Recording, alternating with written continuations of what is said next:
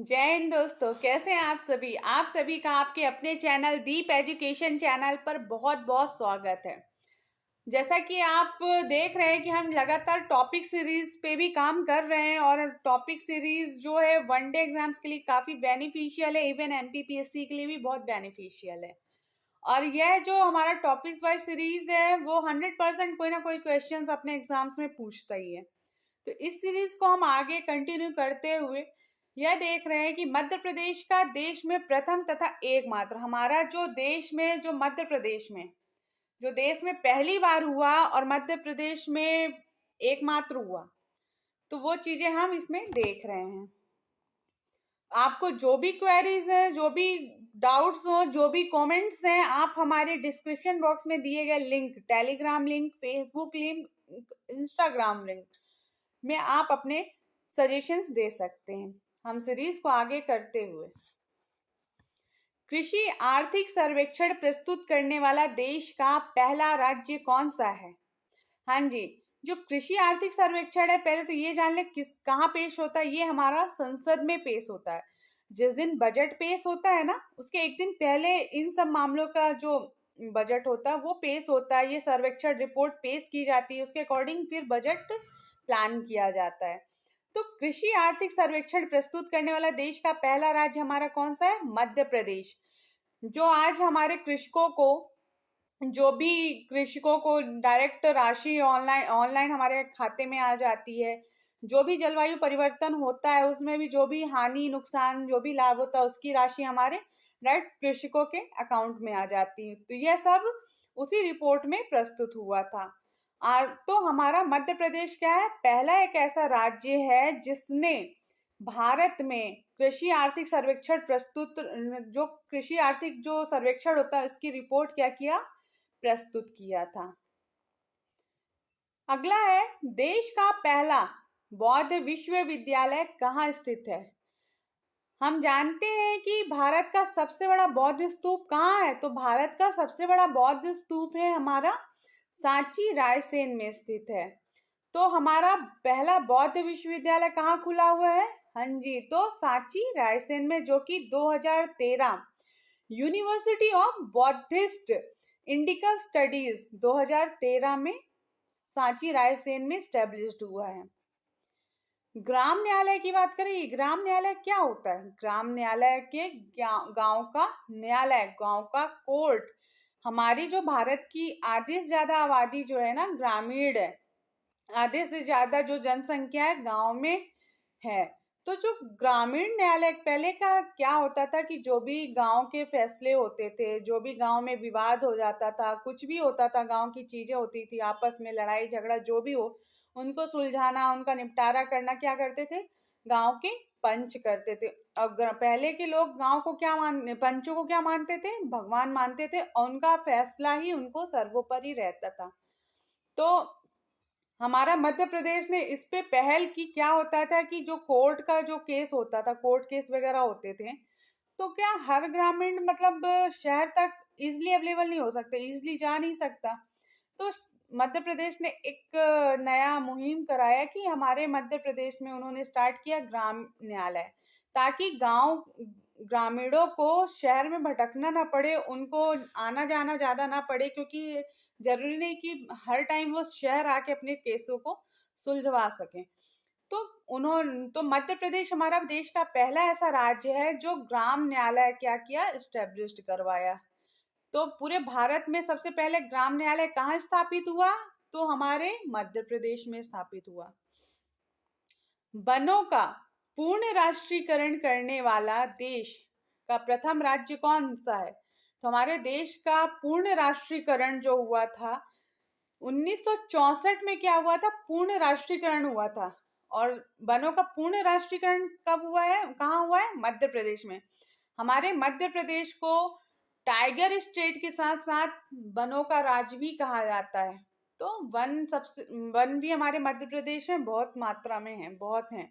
तो वनों का पूर्ण राष्ट्रीयकरण 1964 में मध्य प्रदेश में हुआ था। और वन जो है ना हमारे जो वनों का जब पूर्ण राष्ट्रीयकरण हुआ था तो उसमें तेंदुपत्ता का राष्ट्रीयकरण हुआ था। हमारे जो मध्य प्रदेश में सर्वाधिक तेंदुपत्ता का राष्ट्रीयकरण 1970 में हुआ था। तो ये चीज आप नोट डाउन कहीं भी कर लीजिएगा। तो वनों का पूर्ण राष्ट्रीयकरण करने वाला देश का प्रथम राज्य हमारा मध्य प्रदेश राज्य है। देश का पहला मोबाइल बैंक स्थापित करने वाला प्रथम राज्य कौन सा है?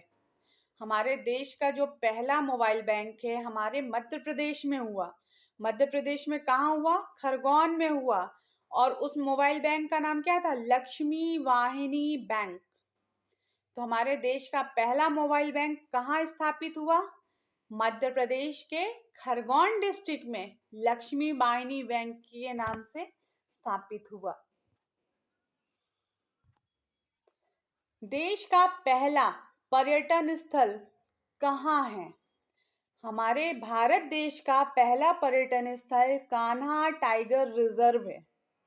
कान्हा टाइगर रिजर्व जो हमारा नेशनल पार्क था पहले, और हमारे एमपी का सबसे पुराना नेशनल पार्क ये रहा।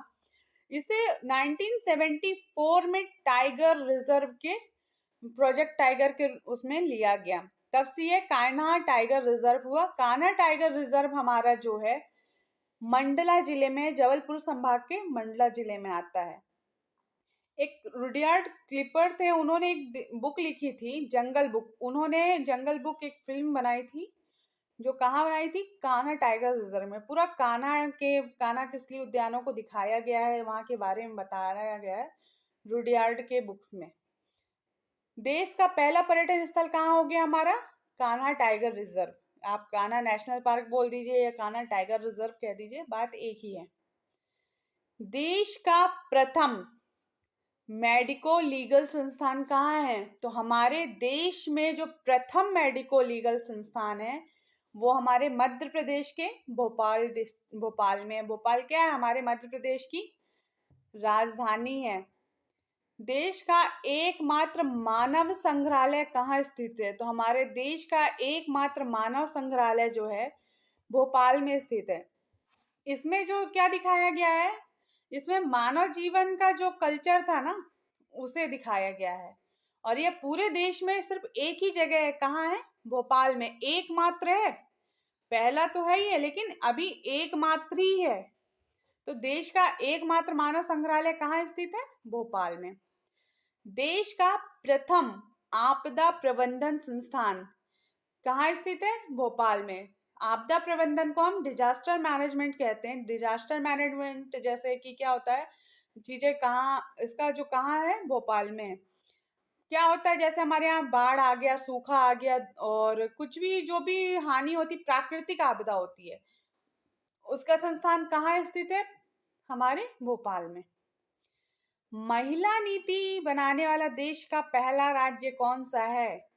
तो महिला नीति बनाने वाला देश का हमारा पहला राज्य हमारा मध्य प्रदेश है। मध्य प्रदेश ही एक ऐसा राज्य है जिस कि पूरे भारत में मध्य प्रदेश में पहली बार महिला नीति बनाई गई और वह लागू हुआ। देश का पहला विकलांग पुनर्वास केंद्र कहाँ स्थित है?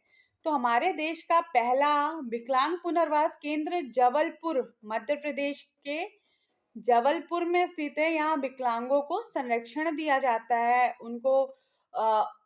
उनको एक्टिविटीज करवाई जाती है, उनको ग्रो अप किया जाता है ना। तो देश का पहला विकलांग पुनर्वास केंद्र कहाँ स्थित है? जबलपुर में। देश का एकमात्र आदिवासी शोध संचार केंद्र कहाँ स्थित है? तो जो देश का एकमात्र आदिवासी, एकमात्र है और भारत में कहीं भी नहीं है, सिर्फ भारत के मध्य प्रदेश में है आदिवासी शोध संचार केंद्र। कहाँ? झाबुआ में। झाबुआ कहाँ? हमारे मध्य प्रदेश में। तो देश का एकमात्र है आदिवासी शोध संचार केंद्र। कहाँ है? झाबुआ, मध्य प्रदेश में। देश का प्रथम लेजर अनुसंधान केंद्र, ये देश का ही नहीं एशिया का भी है, लेजर अनुसंधान केंद्र कहाँ स्थित है? हमारे इंदौर में। भारत का प्रथम ऑप्टिकल फाइबर कारखाना कहाँ स्थित है? मंडीदीप, जो कि भोपाल के पास है, रायसेन डिस्ट्रिक्ट में आता है। मंडीदीप एक इंडस्ट्रियल एरिया है भोपाल का, वहां पे यह ऑप्टिकल फाइबर कारखाना एस्टेब्लिश्ड है। देश का पहला शारीरिक प्रशिक्षण महाविद्यालय। क्या होता था, प्राचीन काल में भी शारीरिक प्रशिक्षण दिया जाता था, जिससे शारीरिक का विकास होता था, दिमाग का विकास होता, शारीरिक कसरत करवाई जाती थी, उनके बारे में बताया जाता था। आज के टाइम पे यह प्रशिक्षण महाविद्यालय कहाँ पे स्थित है? तो यह हमारे देश का जो पहला शारीरिक प्रशिक्षण महाविद्यालय है ना, ग्वालियर में स्थित है। तो भारत में सबसे पहले कहाँ खुला ये? तो ये हमारे ग्वालियर में खुला। तो इसी तरह हम बोलेंगे पहला शारीरिक प्रशिक्षण महाविद्यालय हमारे ग्वालियर मध्य प्रदेश में देश का हुआ। देश का पहला पुरातत्व पार्क दमोह में हुआ। मध्य प्रदेश के हमारे भारत में सबसे पहले पुरातत्व पार्क की स्थापना कहाँ हुई थी? दमोह में। दमोह के पास, दमोह जिले का एक संग्रामपुर नामक स्थान है, वहां पे हुआ था। देश का सबसे बड़ा सोयाबीन संयंत्र, यह देश का ही नहीं, एशिया का भी सबसे बड़ा सोयाबीन संयंत्र कहाँ स्थित है? यह हमारे उज्जैन में स्थित है। क्योंकि हमारा एमपी क्या है? सोया स्टेट है। 40 से 45% सोयाबीन है जो हमारा एमपी अकेले उत्पादन करके देता है। तो देश का सबसे बड़ा जो संयंत्र है सोयाबीन का हमारे उज्जैन में है। एशिया का भी यह सबसे बड़ा है सोयाबीन संयंत्र। देश का पहला रत्न परिष्कृत केंद्र कहाँ है? जबलपुर में। जो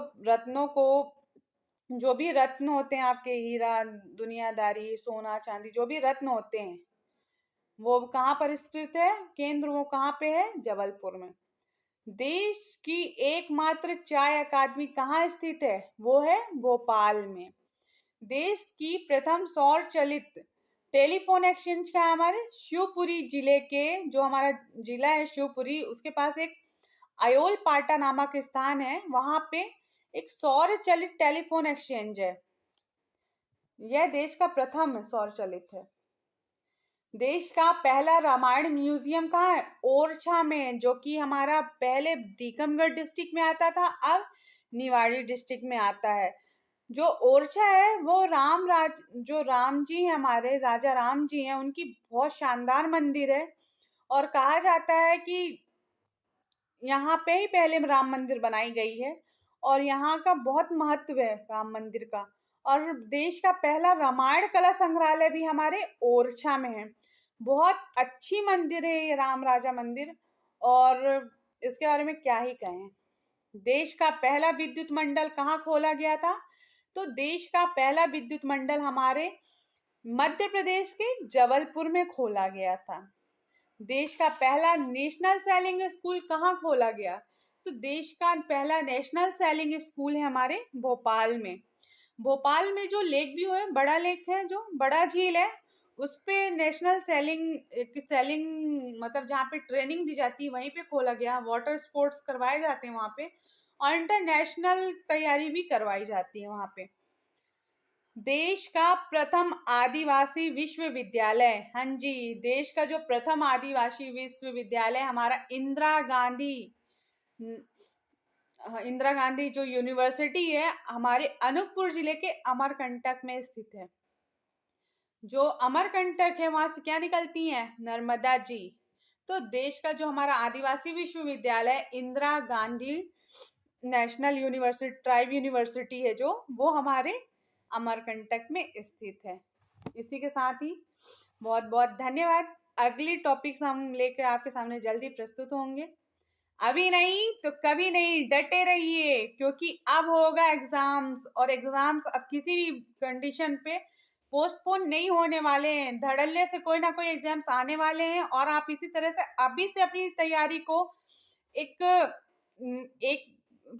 को एक बनाते चलिए, ताकि ये ना हो कि लास्ट में मैंने ये नहीं पढ़ा, वो नहीं पढ़ा। आप डेली 10 मिनट का वीडियो देखिए, और लास्ट में एग्जाम टाइम पे इसी को आप एक बार फिर देख लीजिए, आपके कोई भी क्वेश्चंस गलत नहीं जाने वाले, ये मेरा दावा है। तो मिलते हैं नेक्स्ट वीडियो में।